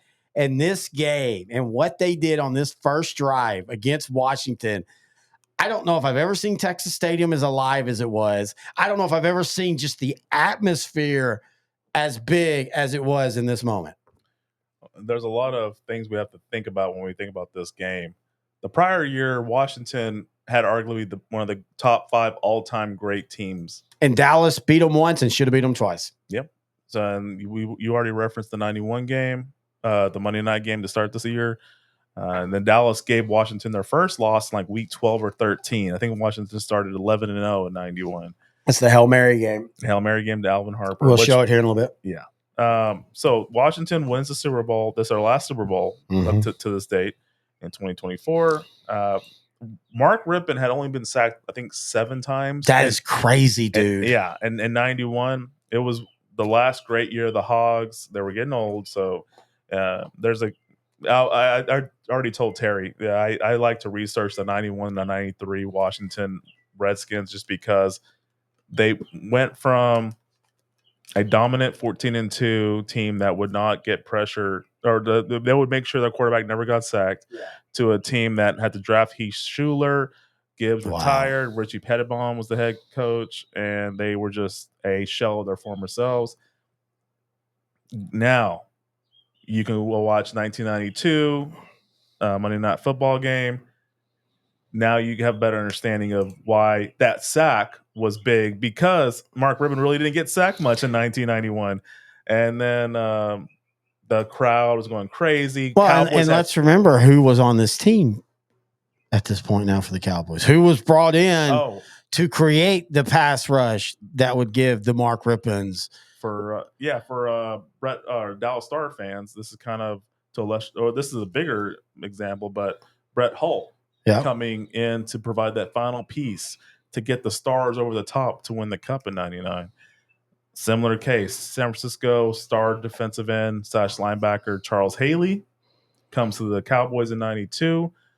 It was it was almost as great as the Herschel Walker trade. Yeah, no, it really was. In fact, I think you can make the case it was better. Yeah, because this was the move that got Dallas over the hump, made them the number one defense in all of football. He just provided that pass rush that the Cowboys sorely needed, and he didn't have the stats. He had good stats, but he just lived, like you always tell me, he lived in the backfield of every team he played against. Well, and there's a reason why he is looked upon as great as he is with the accolades and all, and maybe not have the sack numbers. He's the first guy that taught me it's not about the sack. It's about just simply getting in the quarterback's face. And that's when quarterback hurries became, and I legitimately believe he is what created that stat to quantify, because you couldn't explain in 1992 in week 9 how he only had 5 sacks. Well, how is he being that big of a deal? Well, go look at how many times he's in the quarterback's face. And also, people don't talk about how good he was against the run. You know, he wasn't Tony Tolbert, but Tony Tolbert was a strong side defensive end. He's the guy setting the edge. Haley, though, man, he just, whenever you needed a play, Charles Haley came up with it. And you saw in this first set how they were so worried about Haley that it was the weak side. It was Vincent Smith, the linebacker, who, again, Dallas rarely did linebacker blitzes. But it just showed exactly what Charles Haley brought to the team. And then, of course, after the 3 and out, you then get, that's an ugly shirt he's wearing. Everybody loved it in the early 90s. Shut up. Oh, I did not mean to do that. That'll work though. It'll get right there. Okay, so anyway, I accidentally went backwards. I meant to pause. But what I've always thought was funny is the one weakness in the Cowboys secondary was Ike Holt. Yes. But you can make the case that Ike Holt on special teams maybe had the biggest play of 1992, because I feel like this set the tone. This set everything that Jimmy Johnson was trying to talk about. Be faster, be meaner, be more physical, be more aggressive. And he set that tone, blocking this punt. And I can remember, I can still remember this day just looking at my mom, and she knew. And again, we'll talk about my mom here in a minute. She knew at that moment, like, this ain't going to work. Hey, you hit the nail on the head. This was the moment where Cowboy fans and players went from we think we can to we know we can. There was still a little bit of that Detroit hangover. Like, man, Detroit really beat the crap out of Dallas in that 91 playoff game. Mm-hmm. And, of course, Dallas gets their revenge later on in the season, beating Detroit in Detroit. But this was bigger because even though Detroit was Detroit and all, this was Washington. This was the defending champ, Washington. Yep. This was a Washington team that I think out of the last 15 games had beat Dallas like 12 of them. And every win Dallas had was kind of like, that's an upset. Like you think about the 89 game, things like that. And so, or 90 game, or no, 89. Both. Yeah, both. But really 89, because that was the one win for Dallas. And it was against Washington on the road on a Sunday night. Steve Walsh at quarterback. I was watching that game at my aunt's because we didn't have a cable. But yeah, this was the game that everything came together for Dallas. Everything you just felt, even when they got beat by Philadelphia 2 weeks later. By the way, did you ever realize? I want to verify this. This is, I think they did back then what we've always talked about. I think they should do now. What? Hang on, let me make sure I got it right. the Dallas Cowboys in 1992, their season started off with Washington, New York, Phoenix, Philadelphia. Oh yeah. That's how. If you're gonna do the 2 games, I've always said this. Either my opinion is you play a few games and then play them all, and then you don't play any of them again until the end of the season, or your first 4 games at the beginning of the season, your last 4 games at the end, or 3, or 4 games. Well, now it'd be 3 games, but your last games at the end of the season should be against you, and that's how it was. They beat Washington, they beat New York, they beat Phoenix, and of course they lost to Philadelphia 31-7. But I don't know why. This game, beating them made me not worried about beating Philadelphia later on. Like, you just kind of could tell Philadelphia still had enough in them in 92. They were still angry enough, talented enough that they could be a force. But this game, to me, this is the one that made me realize how good Dallas could be. Yeah, I mean, this was a team based. I mean, especially for the last 4 or 5 years, they had Dallas's number. Dallas would get the upset wins like in 89 and 90, which I'll talk about later when we talk about Washington. This was the only time Dallas was beating Washington in this 4 or 5 year stretch was a huge upset. Washington was considered the superior team up until 92. Yeah. So yeah, this was a huge win. This was a hill they got over. This was the benchmark, and they accomplished that. So everything else is roses after that. You know you can compete with any team if you could beat Washington. That was the respect Washington had at this point in time. All right, so we talked about why Washington isn't the number 1 rivalry, and part of it is this right here. This is the 2012 game, and honestly, this is the biggest win for either franchise in, 20 years in this rivalry? Yeah. Because this was a winner goes on, again, back to 1979. Winner goes on, loser stays home game. And this was right in the middle of Dallas doing this every year, whether it be against the Redskins, the Eagles, or the Giants. But I mean, this is right in the middle of the can Romo win a big game, even though, again, this just, you don't understand how he drug 6 and 10 teams even to 8-8. But Washington came out in this game, and this might be Washington's biggest win in the 2000s. Yeah, if you think about it, they made the playoffs in 2005 and 2007, 2012, 2015, 2020. And yeah, this was the big one. They won a playoff game in 2005, but that was about it. This was a game against Dallas, who was considered them in Philadelphia and New York. New York was really good at this time. Best teams in the division. Washington was kind of on the tailspin. Daniel Snyder kind of hurt that, but they drafted RG3 out of Baylor, had won the Heisman. Dude, I just sorry watching Jason Witten just do that. You and I give him a hard time, but this right here, watch this replay.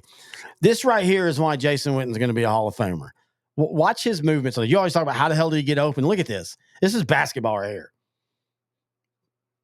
It's just look at that. Look at that. Where the hell was he? Never mind. His feet are still slow, but if you just see like his head jerks and the timing he does it, just one of the smartest players.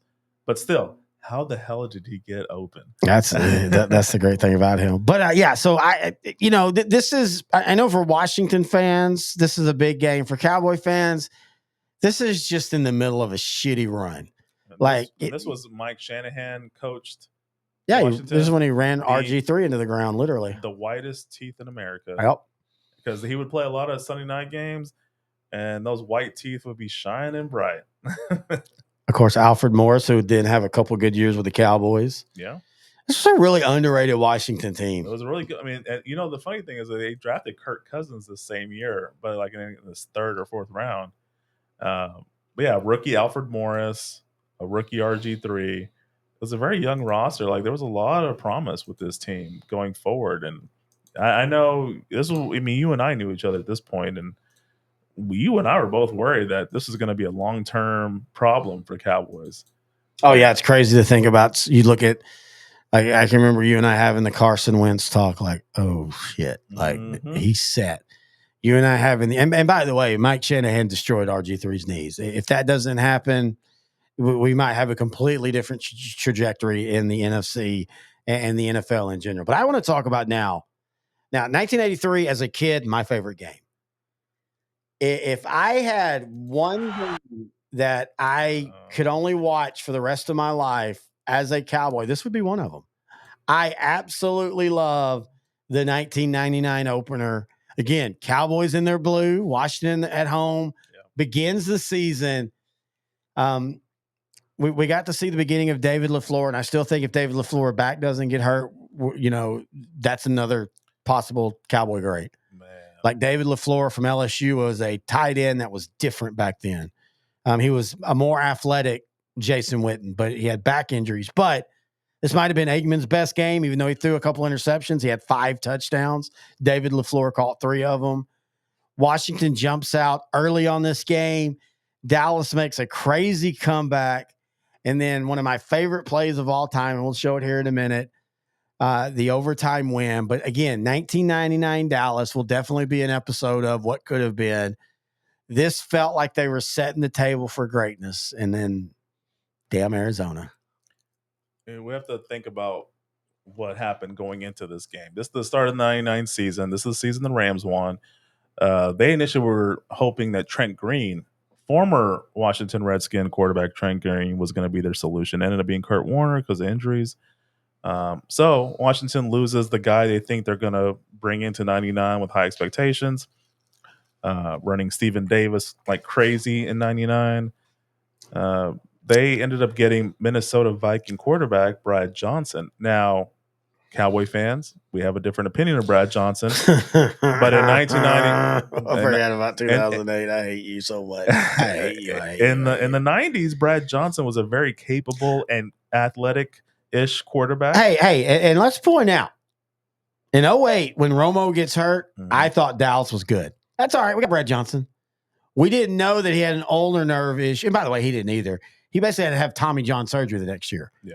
But yeah, Brad Johnson in 1998, this is a good Brad Johnson. Yeah. This is an enjoyable watching. This was that's one thing I kind of got in a deep dive on the 1999 seasons. Of course, we know the Cowboys and Irvin getting hurt and all that, and it ended with Arizona. But this 99 Washington team was actually a fun team to watch, man. They were one of the best teams in football that season. They were dynamic. Stephen Davis at running back. You had Westbrook at wide receiver. People forget about him. Albert Connell. Albert Connell. You had a defense that was very athletic. If they weren't, we kind of saw Dallas having their way with them. But this was just a fun team. This was 1999 is part of an era when the NFC East was a fun year that year. Yeah, because Philadelphia had drafted McNabb, and they didn't have a great year in 99, but you saw the potential as the following season was the pickle juice game. Philadelphia, I think, was 5-11 that season. The Giants, they were a year away from representing the NFC in the Super Bowl. I actually went to the Dallas Giant game to close out the 99 season. It was a win and go into the playoffs type situation. So yeah, NFC was on the come up essentially. Yeah. Dallas was the old guard, team of the decade in the 90s. They were not the early 90s Cowboys, but you could see all the talent they had. They still were making the playoffs, and they were still competitive. Aikman, Irvin, Smith, all in their early 30s, all still relevant, all still good. And you got they replaced Novacek with LaFleur. At the time, it was a great move. They had drafted Flozell Adams at this point. So yeah, but the way they were assembling this roster under Chan Gailey, this was going to be a very exciting offense. Yeah, and for the first 3 games, that's what it ended up being. They dialed down, I think, 35-14 in this game, and then they had the big comeback in the fourth quarter. They scored 21 points. And by the way, so again, this is a favorite memory of mine. This is one of those games I remember exactly where I was, all that kind of fun stuff, but I had forgotten how many times late in the game. So Troy Aikman throws an interception with like a minute left that Washington couldn't capitalize on. And Emmitt Smith fumbled, which he never did. I mean, maybe in hindsight, this is one of those things where we really should have been looking at some of the things that we were kind of, a win kind of makes you forget about. But this was not a pretty game as far as actual play. Both of these teams offensively scored a lot, had a lot of yards. They also turned the ball over a bunch. Yeah, you hit the nail on the head. They definitely did that. Man, because if you think about it, going back to close out the 98 season, Dallas wins the division, and they had that awful loss in the playoffs. So one of the worst. I think the worst playoff loss. Well, Yeah, I think maybe the worst playoff worst. 24-0 against the Rams in 84 is close, or 83 season, 84. Yeah. It's close, or 85, excuse me. 85 season is close, but I don't know, man. 98 Dallas, it still felt like they had a chance to be at least to the NFC title game. And then Arizona just blitzed the crap out of them, which is what caused some of the changes that made them better this year, by the way. Again, all the talk about Emmett played with a great offensive line. Yeah, for 4 or 5 years, but there was the late 90s where the offensive line for Dallas at times was just absolutely terrible. There's the interception with 48 seconds left. Wow. I mean, again, you think, hey, this is going to be it. Washington's going to kick a field goal and all that. And we don't have it as the best game, but we're going to show the famous sequence that, was it 05, 06? 06. Yeah, this was Sonny Romo's second game as a starter. So here's 3 seconds left, and they drop the snap. Think about that. And look at it. I love the whoop. That's, Berman was doing that. Whoop, whoop, whoop. But then that creates overtime. And to this day, this is my favorite play for the Dallas Cowboys. Aikman, play action, deep ball. And there goes the rocket. Touchdown, Dallas. I think maybe this was the last time I used a landline phone to call my mom and be like, suck it. All right, so here's the story of that. For those that don't know, my mom is not as much now, but back then in the 80s and 90s, huge Washington fan. Like, there's true stories of my mom and dad would not talk the Sundays that they played. Yeah. You could literally do the whole where mom sat on one side of the living room, dad sat on the other, and you drew a line in between and they didn't cross. and so being a Cowboy fan, of course, I'm rooting for the Cowboys, but it's my mom, Yeah. I only want to step on her heart when Dallas wins. But other than that, I love her.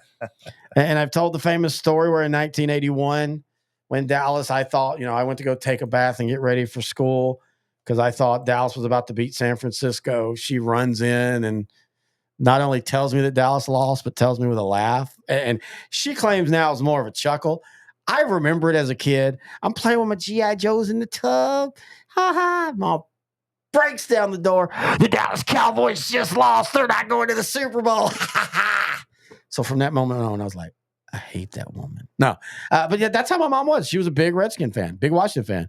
And so in that era, I had to remind my mom whenever Dallas won games like that. And so it was real fun and all. But yeah, as a person, I think this will always be one of my favorite Cowboy games. It was just a fun game. Special teams ended up screwing the Redskins over the 99 season. Really all through the season. And that was the weakness of Norv Turner, which is funny because you think he was with Dallas and that was such a big thing. Yeah. But again, this is in the middle of salary cap. So you had to make decisions. Do you want to keep a backup guard who will be really valuable through the season, or do you want to keep a gunner who's really good in special teams, but he can't do anything else? You had to make those decisions at that point. It was just this was his best opportunity to make it to the Super Bowl. Like this season was the Rams and Titans. It was for the 5th or 6th time I'm saying on this show, a year of transition. We just did not know who were the great teams in 99. But yeah, they basically lost to Dallas because of a botch kick. And in the divisional round where they were in control against the Buccaneers, they lost also because of a botch kick. That's a good point. I didn't even think about that. That's a really good point. Started and ended the season. And you and I always talk about that. There are themes inside of a season. Yeah. And they show themselves early. And I'm always very, very reticent of that when I'm watching an early season game. When I'll tell people, hey, early season games don't matter. But watch for little things like that. Yeah. Holding penalties, stuff like that. Does that become a theme or do they fix it? And you're right. That special teams, man, that for them, that is literally what kept them from being a force that year. But anyway, we're going to finish up with the great plays of this rivalry. Now, we're not showing things that were already shown, like the Longley touchdown, the Roger Staubach touchdown, John Riggins. But we will start off with this. And this is the game was basically out of hand. But what the heck? Okay, so this is kind of this is the moment that the 1982 NFC title game was lost right here. Dadgummit. And Steve Pelor's in at this point because Danny White got knocked out.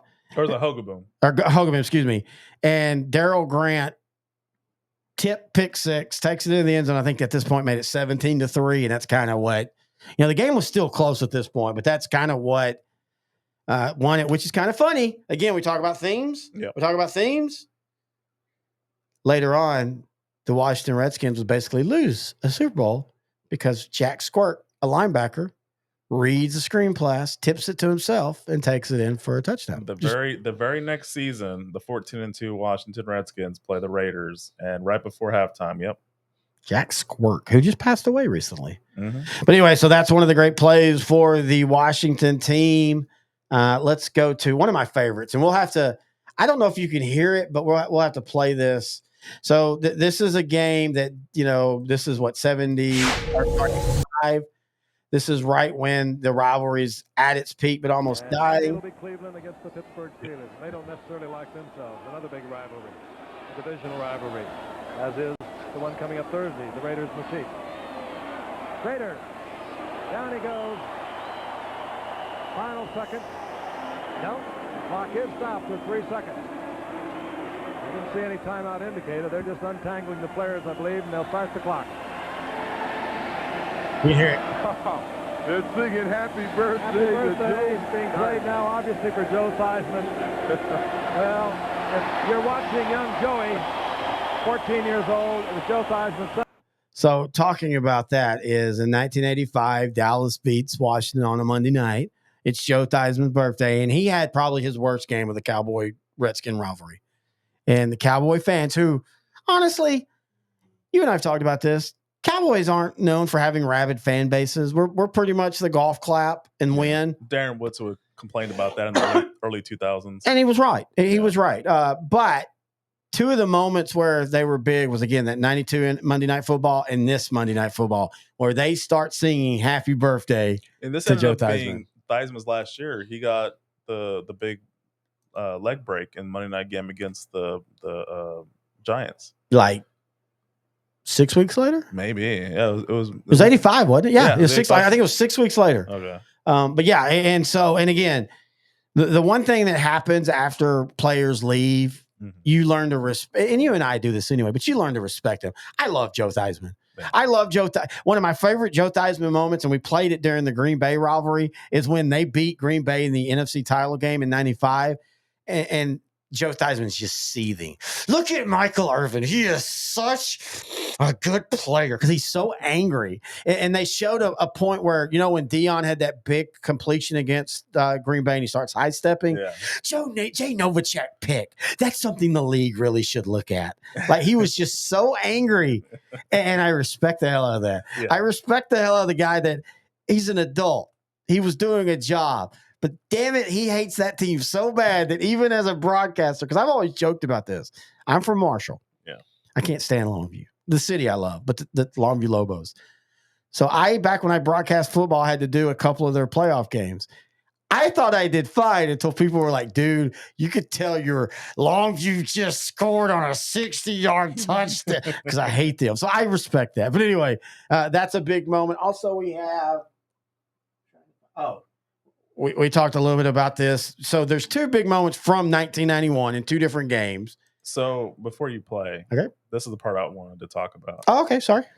So 90 season, Washington, they go play Dallas on Thanksgiving. Mm-hmm. That loss to the Cowboys set the tone for the 91 season. Joe Gibbs vowed to never play that way ever again. And they became more of a run-based team, with Biner leading the way. And that kind of led to their 91 season, where they had the epic win against the Cowboys early on Monday Night Football, where Dallas basically ran out of gas. Won their first 11 games pretty easily. Great protection, all that. And then now they go into this 91 game at home against Dallas, a team that doesn't have, during this game, Aikman gets hurt. Yep. But that's kind of what set the tone with Steve Berline and everything coming in and ended up winning. But now Dallas ended up losing this game, but this play right here kind of set the tone for where Dallas was going to be going forward. Oh, I thought this was going to be the 91 game. Sorry, it is. This is the 91 Monday Night Football game. The 91 game in Washington. No, I'm going to play that next. I want to play this one first. Okay. And the Dallas at this point, after this play is up a couple scores, they end up losing because Emmitt Smith and them admitted, like, we didn't know what to do. We were all high and like we were just hyperventilating. We were so excited. Washington being the experienced team, they were able to reel them back in and win. But you kind of felt, again, it's a two-parter. This one and the 92 Monday night, you kind of felt at that point the tide was turning, even though technically in the rivalry the next few years, Washington would have some great wins, but on the landmark of the NFL, this was the moment where you realize Dallas is really a legitimate team. And here's the part you're talking about. They go into, and this is also right here. This is when you talk about like Jimmy being Jimmy. So it's 4th down and like 7. They can either try to go for a first down, kick a field goal. You can even punt the ball. Yeah. You're at the half, punt the ball, go into halftime. And Jimmy said, nah, we're not only going to not do that, we're going to do this right here.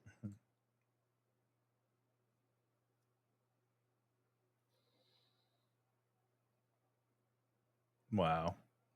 I mean, that was so smooth. Hail Mary catch by Alvin Harper to end the first half. And they also had an onside kick in this game. I mean, again, this kind of set the tone for what Dallas was going to do. Is that it, by the way? Ended up with Bertline, ended up winning 24-21, and it kind of jump-started their ascension back into the playoffs in the 91 season. All right, we got to go back to an old school one. So Danny White, people forget he was not only a quarterback for 4 years, he was a punter. Mm-hmm. He was very athletic, played at Arizona State, was a really good runner. He didn't scramble because he just, outside of Fran Tarkin, you didn't do that back then. Yeah. But like he did a lot of fake punts and things like that. So they come to the line here. It's 4th down. This game ends up getting away from Dallas, but this game is still close at this time. And Danny White, all he's supposed to do is try to get Washington to jump off sides. He decides, hey, they're not jumping off sides. That's okay. We're going to run a play anyway. And this is what happened. It's about the same spot in the field.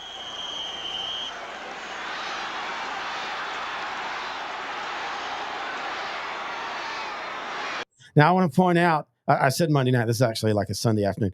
Listen to Matt and them, but say, okay, he's just going to sit on it now. They're not jumping, and then watch what happens. They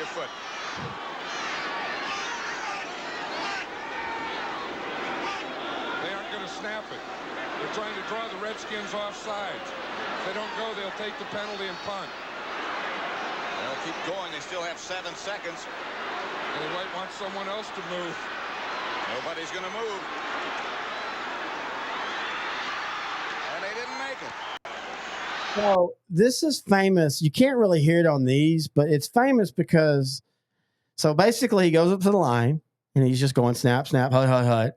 And then he calls in his cadence, we're going to run the play. And Tom Rafferty, the center, literally says, and you can hear it. I tried to find the video, but there's one video. No, Danny, no, because he saw what, and to be fair, when you look at the line, they're going to run. So you're looking at the field. So they're going to run left. Yeah. And they do have, so the idea when you run the ball in football is you look to the right or left, and what side do you have at least the same amount or one more blocker? You run that way. So in theory, weak side seems smart, but you see that linebacker sitting over there at about the in between the 50 and the line of scrimmage? Yep. That right there, that's one of those where you sometimes can't trust your quarterbacks because he's looking at the numbers, but he's not taking into account the edge. And watch what happens on the edge. You and I love this. You set the edge, and they set the edge. And Ron Springs, of all people, that's like Lindell White in the 05 national championship game. You go to Reggie Bush, but you look at that, calling it, it looks right. Everything feels right. And then what's going to happen when he actually snaps the ball? The offensive line. So, look at that. Edge is set. Great guy job. Comes up. I mean, edge is set. That linebacker that went out with Cosby stepped back in. Beautiful football. Yeah. It sucked, but beautiful football. But anyway, yeah, that's our last play. And so I ask you. This was a great play because both teams were 12-2. Yep. Winner basically won the division. Yep. Basically got the number 1 seed. and Washington blew them out Yep. after that play. Yeah, it was like 27-10 or something like that. And then Dallas never won another game. They lost the next week, and they lost in the playoffs. Yep. They lost the end of the season. They started 12-2 and ended 0-3. Yep. I mean, this was literally a game that decided seeding and decided who you played in the first round. Yeah, and that kind of started this. I know the championships, you could see the descent, but right then and there, that's really the start that became. It was more public. It was more well known, like that right there. Because then you see what happened in '84 when they didn't make the playoffs, and '85 they got lucky. So, but yeah, that game against Washington that started the '80s descent for the Cowboys.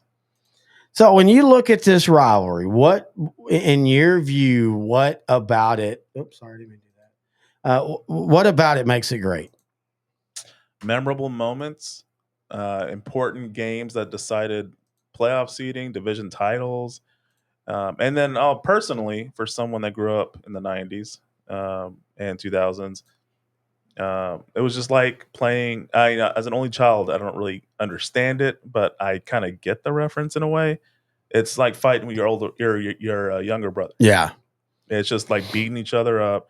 It's always gonna be a coin toss. You just never know who really is gonna win. That's a really good way to put it. And I was thinking about this earlier. You know, I talked about why I think Washington, Dallas could be number one is the impact of the games. Mm-hmm. But you're right. When you think about it, what makes a rivalry isn't the big games. It's when nobody else is watching and you still have a great game. It's a 1991 for Dallas. And I know Dallas was a playoff team, but they still were an up-and-coming team. Yeah. It's a 1974, a game that had no impact on the NFL stuff, but Clint Longley becomes a legend. So you bring up a good point on that. It's not just the big games. Those are easy.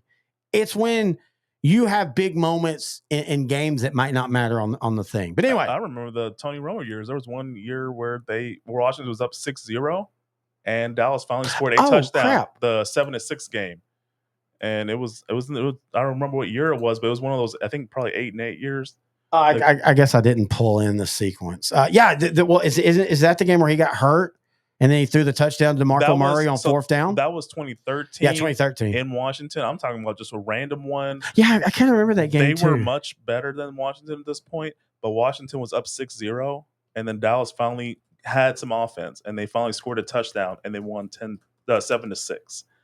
But yeah, it's just going along your point. Like some of these random games where you think one team's better than the other, it's not even the case. It's just anything can happen in this rivalry. Yeah, and that's what. Well, I mean, now it doesn't feel that way. Now it's more blowouts by the Cowboys, but that's just more recent.